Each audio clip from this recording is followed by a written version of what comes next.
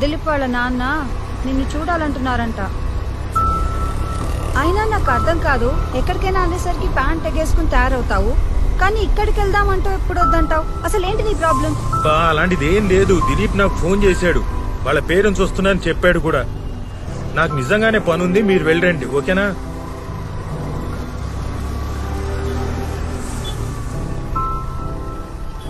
దిలీప్ వాళ్ళ నాన్నగారికి నువ్వంటే ఎంత ఇష్టం, ఎంత బాగా మాట్లాడతారు, మీ ఇద్దరు ఎంత బాగా కబుర్లు చెప్పుకుంటారు. సండే చక్కగా అక్కడికి వెళ్ళి మనం ఎంజాయ్ చేద్దాం, పిల్లలు కూడా ఎంజాయ్ చేస్తారు. ఇంట్లో కూర్చుని టీవీలో ఆ దిక్కుమాల సీరియల్లు సినిమాలు చూడడం తప్ప వేరే పనే ఉంది. వెళ్తే అందరం కలిసి ఎంజాయ్ చేయొచ్చు. సండే ఈవినింగ్ వెళ్దాము, బాగుంటుంది.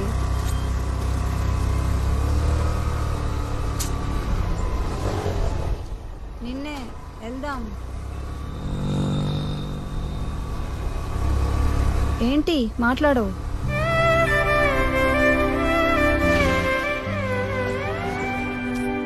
అబ్బా మళ్ళీ తాగలా?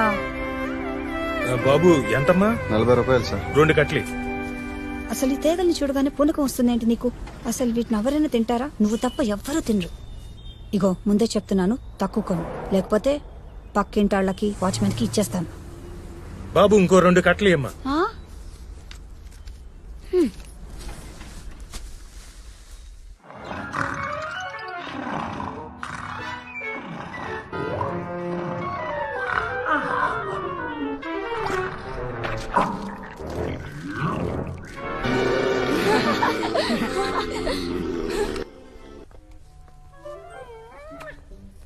6 కట్టలు.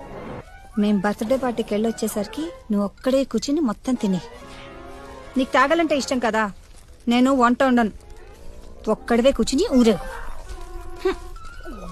అన్ని తిక్క పనులు.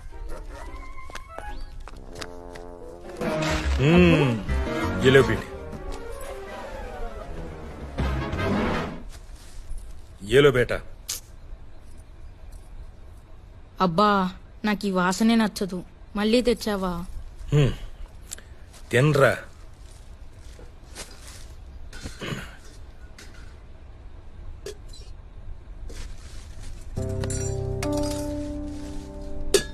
మీ అబ్బాకి మామూలుగా ఏదన్నా చెప్తే అస్సలు గుర్తుండదు. తేగలు కనిపిస్తే మాత్రం కొనేస్తాడు, తినమని చంపుతాడు. ఇగో సాయంత్రం బర్త్డే పార్టీకి వెళ్ళాలి, కాసేపు వెళ్ళి పడుకోండి.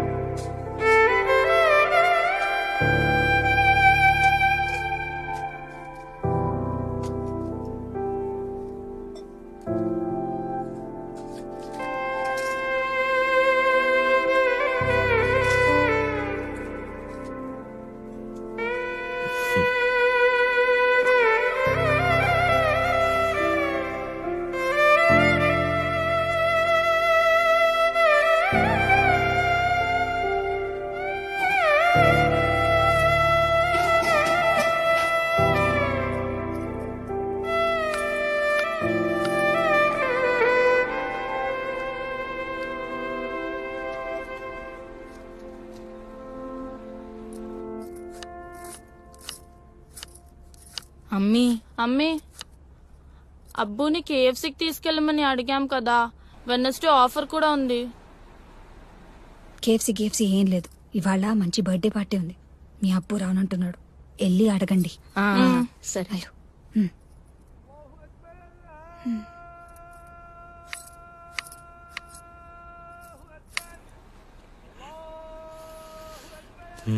కావాలా? ఈవినింగ్ బర్త్డే పార్టీకి మీరు రావచ్చుగా.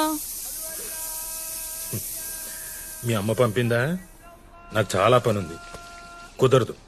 ఓకే అబ్బా, మనం వెనస్డే కేఎఫ్సీకి వెళ్దామా? వెళ్దాం అబ్బు. 199 rupees 8 pieces boneless strips. Offer last week కూడా చెప్పారు కదా. సరే, ఆఫీస్ నుంచి వచ్చిన తర్వాత తీసుకెళ్తాను, సరేనా? ఆ, సరే. రండి కూర్చోండి. ఆ, ఇప్పుడు చెప్పు బేట, మొన్న మనం కేఎఫ్సీకి వెళ్ళాం కదా, నీకేం గుర్తుంది? వెళ్ళాం, తిన్నాం, వచ్చాం. ఆహా, నాకు గుర్తుంది. ఒక బాల్డెడ్ అంకుల్ నోటి నిండా సాస్ అంటించుకుంటే అమ్మ చూసి నవ్వింది కదా. అంతేనా? ఇంకేం గుర్తులేదా? లేదబ్బు. గుర్తుండాలి కదా. ఏం గుర్తుండాలబ్బు? అరే, మీకు మీ అమ్మకి ఏమీ గుర్తుండవు, నాకు మాత్రం అన్నీ గుర్తుంటాయి. కావాలంటే తినే వస్తువు గురించి ఏదైనా అడగండి, పొద్దున్న బ్రేక్ఫాస్ట్ తప్ప. కోవా తిన్నాం, మొన్న మీరు తెచ్చారు కదా. అవునా? ఆ, సరే, అయితే కోవా అనండి. రెడీ? 1 2 3. కోవా. కోవా.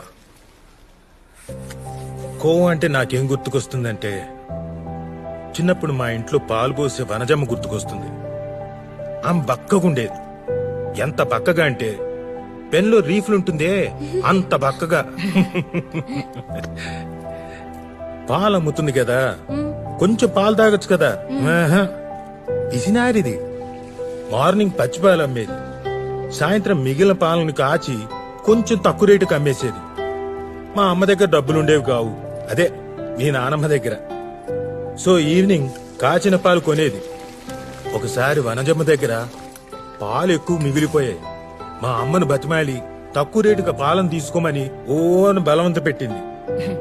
మా అమ్మ కూడా సిచ్యువేషన్ చూసుకొని 2 సేర్ల పాలను రూపాయిన్నరకి, అంటే 1 రూపీ 50 పైసే అన్నమాట, ఓ, బేరవాడి తీసేసుకుంది. అంత తక్కువ? నువ్వు ఆగు, నువ్వు చెప్పబ్బు. అలా తీసుకున్న పాలను మా అమ్మ ఏం చేసిందో తెలుసా?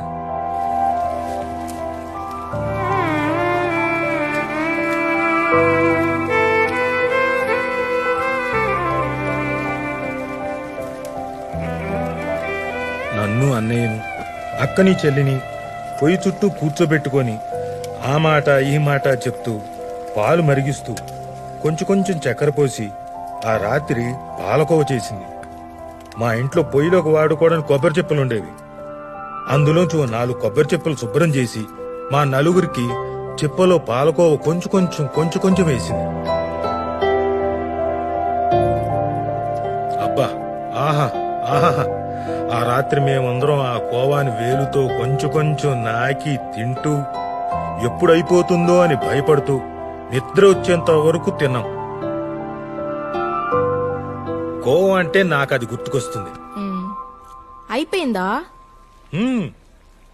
ఇంకేదైనా అడుగు. నేను అడుగుతా. యాపిల్. యాపిల్ అంటే కాస్ట్లీ. అసలు ఒక్కసారి కూడా మా ఇంట్లో యాపిల్ తీసుకొచ్చేవాళ్ళు కాదు. నా దగ్గర ఒక మట్టి ముంత ఉండేది, అదే కిడ్డీ బ్యాంక్. అమ్మిచ్చే 10 పైసలు. ఎప్పుడైనా చుట్టాలు ఇంటికి వచ్చినప్పుడు వాళ్ళిచ్చే డబ్బుల్ని ఆ డిబ్బీలో దాచుకునేవాళ్ళం. డిసెంబర్ 31 వస్తే ఆ ముంతను పగలగొట్టేవాణ్ణి. జనవరి 1 ఉదయాన్నే బజారుకు వెళ్లి ఒక యాపిల్ కొనేవాణ్ణి, ఒక గ్రీటింగ్ కార్డు కొనేవాణ్ణి. ఆ యాపిల్ ని ఓ రంగు కాగితంలో చుట్టి దారం కట్టి ప్యాక్ చేసేవాణ్ణి. గ్రీటింగ్ కార్డు మీద మా అక్కతో శుభ్రంగా నీట్ గా గ్రీటింగ్స్ రాయించేవాణ్ణి. మా అక్క రైటింగు ముత్యాల్లాగా గుండ్రంగా అందంగా ఉండేది. ఆ యాపిల్ ను, గ్రీటింగ్ కార్డ్ ని నాకు బాగా ఇష్టమైన మా రమాదేవి టీచర్ దగ్గరికి తీసుకెళ్లి ఇచ్చేవాణ్ణి. హ్యాపీ న్యూ ఇయర్ విషెస్ చెప్పేవాణ్ణి. మా టీచర్ నాకు షేక్ హ్యాండ్ ఇచ్చి, ఇదిగో ఇలా దగ్గరకు తీసుకొని తలనేమిరేది. ఒకసారి ఆవిడ నాకు లిఫ్కో డిక్షనరీ ఇచ్చింది, అది ఇప్పటికీ నా దగ్గరే ఉంది. యాపిల్ ని చూస్తే, యాపిల్ ని తింటే నాకు మా రమాదేవి టీచరే గుర్తుకొస్తుంది. ఇంకేమైనా అడగాలంటే అడగండి. నేను అడుగుతా. ఈసారి నేను అడుగుతాను. అడుగు బేటా, ఉదయనా?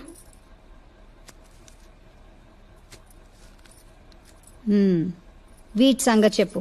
తేగలు చెప్పు. ఎప్పుడు దొరికినా తేగలని కొంటుంటావు కదా, వీటి కథ చెప్పు. తేగలంటే మా నాన్న సల్మా. మా నాన్న చిన్న పల్లెటూరులో పుట్టాడు. ఇప్పట్లోలాగా అప్పట్లో పిజ్జాలు, బర్గర్లు ఇలాంటివి ఏం లేవు కదా. సీజనల్ గా వచ్చేవి మాత్రమే తినేవాళ్ళు. మ్యాంగో, నేరేడు, జామకాయ, ముంత మామిడి, ముంత మామిడి అంటే? క్యాజు ఫ్రూట్. ఓ, కానీ ఈయనకు మాత్రం తేగలంటే చిన్నప్పటి నుంచి ఎంతో ఇష్టం. అవి కావాలని మారం చేస్తూ ఉండేవాడట. ఒకసారి ఇంట్లో ఇతని పిచ్చి మానిపించడానికి ఎవ్వరూ తేగలు కొనలేదట. అప్పుడు మీ తాత ఏం చేశాడో తెలుసా? ఏం చేశాడు? వాళ్ళ నాన్న చొక్కాలోంచి పావలా దొంగతనం చేశాడు. పావలా అంటే చాలా పెద్ద డబ్బు. అందుకని బాగా భయపడి ఆ పావలా కాసుని ఒక పేపర్లో చుట్టి అటక మీద దాచి రాత్రంతా నిద్రపోలేదట. ఆ తర్వాత చూడాలి, ఆ పావలాను మార్చి ఆ వారం అంతా తేగలు తినడమే పనంట.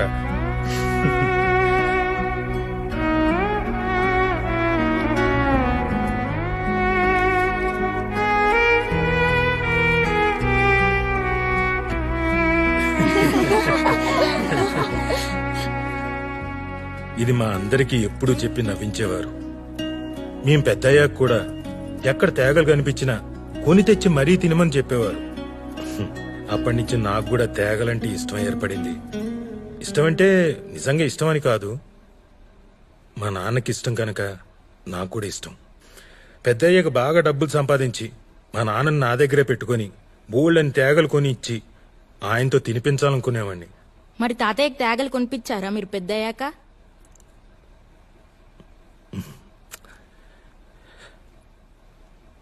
లేడుగా ఆయన. మేము స్కూల్లో ఉన్నప్పుడే అల్లా దగ్గరికి వెళ్ళిపోయాడు. మళ్ళీ రాలేదు. మా పెళ్లిళ్ళు ఉద్యోగాలు ఏమీ చూడకుండానే వెళ్ళిపోయాడు. ఒకరోజు బజార్ నుండి వచ్చి సంచి పడేసి కాళ్ళు కడుక్కొని కుర్చీలో కూర్చున్నాడు.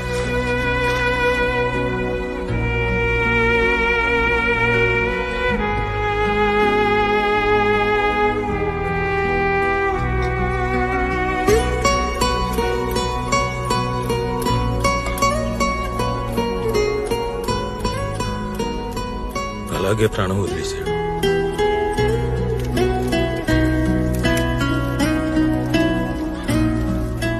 తర్వాత ఎవరో సంచి చూసి చెప్పారు, అందులో తేగలున్నాయట.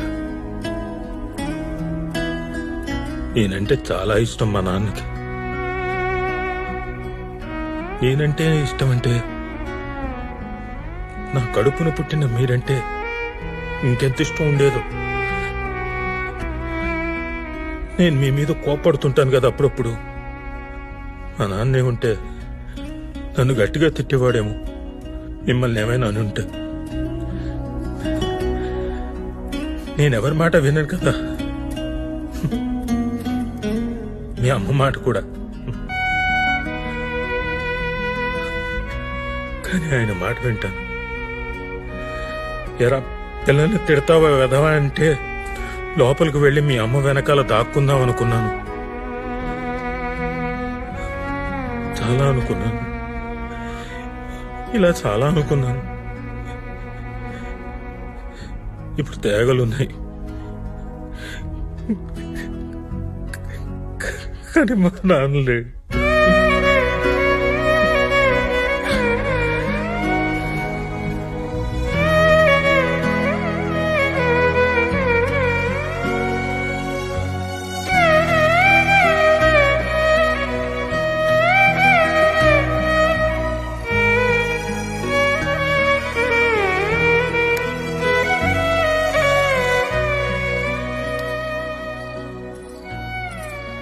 పార్టీ బాగా జరిగిందా? పిల్లలు బాగా ఎంజాయ్ చేశారా?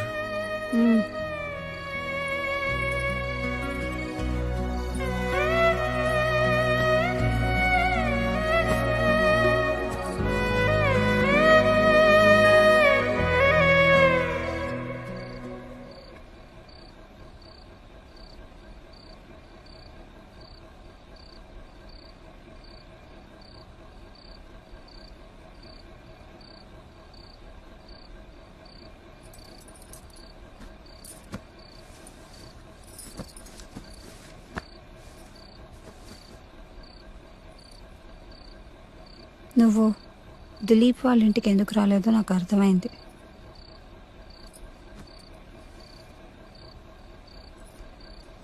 దిలీప్ వాళ్ళ నాన్నని చూస్తే నీకు మీ అబ్బా గుర్తొస్తారు కదా, అందుకనే కదా నువ్వు అక్కడికి రాలేదు.